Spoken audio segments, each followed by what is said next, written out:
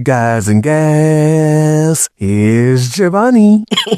Did I get you with that jump scare? I know I did. I probably did. Why did I start the video off with the jump scare? Well, that's because Season 1, Episode 7 of Vampirina is a Halloween episode, and Disney shows tend to pull these off quite well. So, let's see, will this be added to the list? Without further ado, let's jump into it. Alright then, let's raise some hell. This episode begins with V and Sophie waking up. V is happy that not only is it Halloween, but that she's able to be herself. She can let her fangs out, but she still can't use her powers. However, if someone does catch her using her powers, she can now use the excuse of being a magician. The school should now know that thanks to Megan in the spotlights. V also says to Sophie that even though this is just for one day, this is just a little taste of how life would be once she reveals to the world that she is a vampire. Sophie is really happy for the Halloween party tonight and is looking forward to doing the thing foot dance. It's very popular back home. They start to do the dance until Demi comes in to tell V to be on high alert of the blood moon, cause if a vampire makes a wish, it could come true, but with unforeseen consequences. V though knows about the moon talk, thanks to her mom. Nothing's going to happen. She knows better. So the characters go on about their day. V and Sophie run into Brittany asking her where's her costume, but she is saving it for tonight's party. Brittany leaves them, then they run into Elijah, and his costume is a referee. Sophie tells him that she thinks a sporting costume was not a good idea since Cody thinks he is a coach. Later that night, during the party, V gets sad that she loses the costume contest to Brittany. V had an authentic vampire costume, while Brittany's vampire costume was a glampire, so she was a better vampire than the actual vampire. V even called her a discount Dracula. Speaking of Dracula, Juliet just might be the granddaughter to him. Why is that? It's because her father is named Alucard, and in some stories, he is the son to Dracula. That would be a huge connection if that were true. How much I want to bet if Bridget was still acting, Juliet would not only appear on Wizards, but on this show too. You know what? They could still do that in a way. Have J.D. Collum and Anne Ramsey appear on the show as their characters, Alucard and Sydney. They could be old friends of the Hartleys. V could be like, it's good to see y'all again. How's Juliet? They both say Juliet is not talking to them right now, leaving the door open for if Bridget were to return to acting. Wizards would then continue on that story. On this show, I will only focus on them and their history. They could become reoccurring characters. However, I'm getting too far ahead of myself. So let's get back to it. After losing the contest and V's night being ruined, she wishes she could do it all over again, which makes the day reset. V wakes up realizing it actually worked. Demi comes in telling her she got her wish, and now they await the unforeseen consequences. Say the thing and she appears. I believe in Ruby. I believe in Ruby. Did someone say unforeseen consequences? Michelle Harris makes her debut, and she plays Ruby. Ruby is an imp who lives on the moon. She says it's good to finally be off the moon, and this is why imps have rarely been seen in the DSU, because no vampire would dare to make a wish. Demi told V imps are very deceitful, but Ruby says that is a lie. We are just misunderstood, like vampires. Plus, she's only here to help V. V wants to do this, as it's just one Halloween redo. For the rest of the episode, she's going to come to regret that she should have listened to Demi, the guy who has over 600 years of experience of dealing with supernatural beings. On the first loop, V makes some upgrades to a vampire costume, but she still loses the costume party to Brittany. Brittany changed her outfit to a vampirate after Sophie said she wouldn't want to be a cheap imitation of V. V once again is sad and just wishes she could be loved, as she wants people to love her for who she is. Ruby grants her wish, which brings on the second loop. Sophie wakes up and screams when she sees her bunny talking. V says, Talking bunny? Where? I immediately thought of Scooby-Doo with that line. Wrong?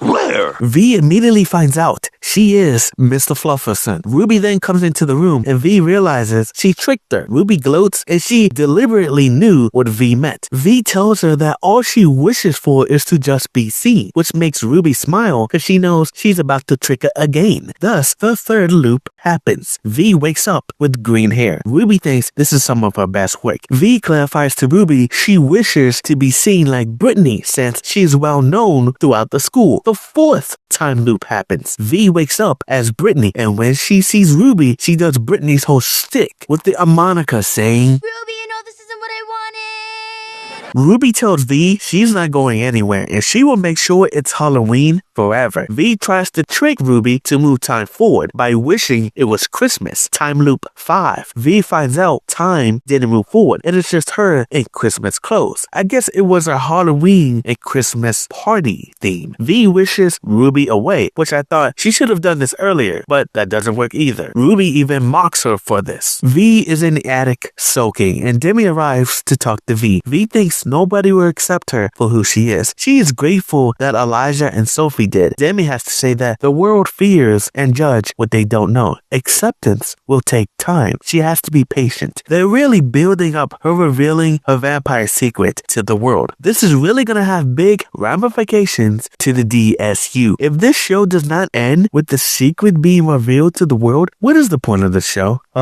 V tries blaming Brittany and Ruby for this day, but she knows she ruined Halloween for herself, but Sophie as well, despite her not remembering all the time loops. V wants Sophie to have her Halloween, but Demi says they need to get the day to end first, in which V comes up with a plan to get rid of Ruby once and for all. The day sorta goes back to like how it originally happened. They talk to Brittany and Cody calls Elijah a coach and not a ref. By the way, Cody was referenced in episode 3 and this is his first appearance. V gives Elijah and Sophie the blood moon talk, but also tells them about everything that has happened with all the time loops. Skip to post Brittany winning the costume party. Brittany asks V that she wants to hold her trophy, but she says Trophies are for winners only. Ruby comes up to V and tells her she is ready for the next time loop. V initiates her plan when Ruby leaves her. She and Sophie finally do the Fang Foot stomp. I give the song a 9 out of 10. This song and dance is a distraction because Demi sneaks up on her and scares her. You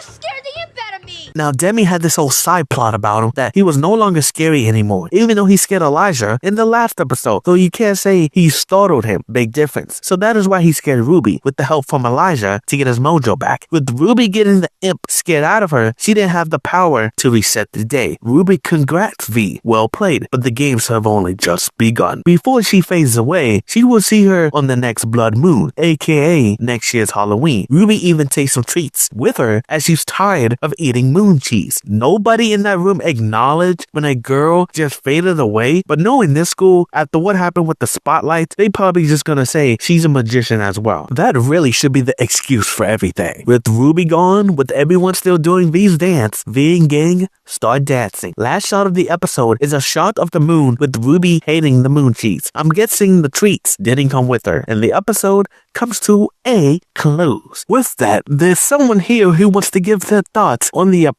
despite not watching it all. Go ahead.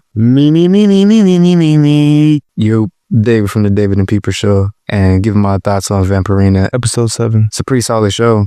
Today was actually my first time catching the show, and it was really nice. It was a real easy watch. It definitely made me feel like I was watching some other classic shows on Disney. The comedy was good. I didn't feel like it was really dry. Kept my attention. Definitely kept my attention. The characters are interesting, so I would recommend it. I thought it was pretty solid, man. I would probably give it like for a Disney sitcom like that, it might be at an 8 out of 10. You gonna keep watching it? Yeah. If Gio puts it on. Haha. Funny guy with this one. Now let's get back to me talking about the episode. After watching that episode, I'm hyped for next year's Halloween episode. In fact, there's a few things I would like to see in next year's Halloween episode. Number 1, I want to see Ruby's true imp demon form. Number 2, more imp lore. Right now, I'm thinking most imps, 95% of them, live in hell. But let's say the other 5% all live on the moon, because there has to be a reason they kept saying moon imp. Whether it's a blood moon on Earth and or a blood moon in the wizard world, they will go after vampires. Number 3, next year's episode should be a 2-parter. Number 4, the characters are going to need to find a different way to defeat Ruby, as scaring her won't work this time. She will be prepared. They'll need to find a different way to make her lose her power so it can hit midnight. Number 5, genies versus imps. Now, introducing a genie could be an episode in and of itself. Wizards did it, but imagine V has to use a genie to get rid of Ruby. But the thing is, can V trust this genie? Because genies are deceivers as well. Maybe the genie and Ruby team up. Just some ideas. Now, I want to rank Michelle's characters in the Mother Effing DSU. Number 4, Narissa, the one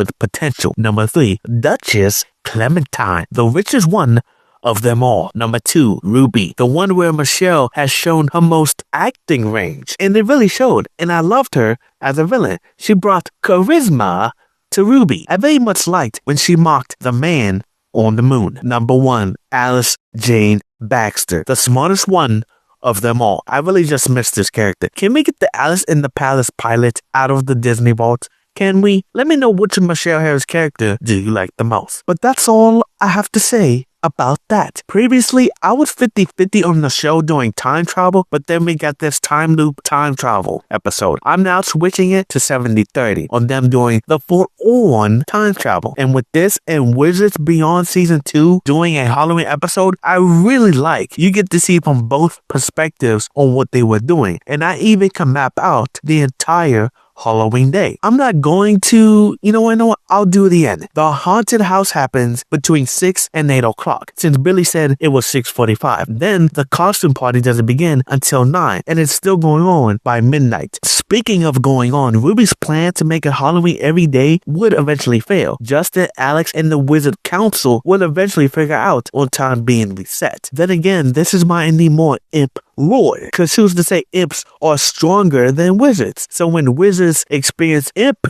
reverse time, they think nothing of it. Anyways, my grade for the episode is an 8.5 out of 10. Just a bit better than the Michelle Harris Raven's Home Season 5 Halloween episode. With that being said, shout out to David for appearing on the review. Get your fingers up and say it with me. Bye.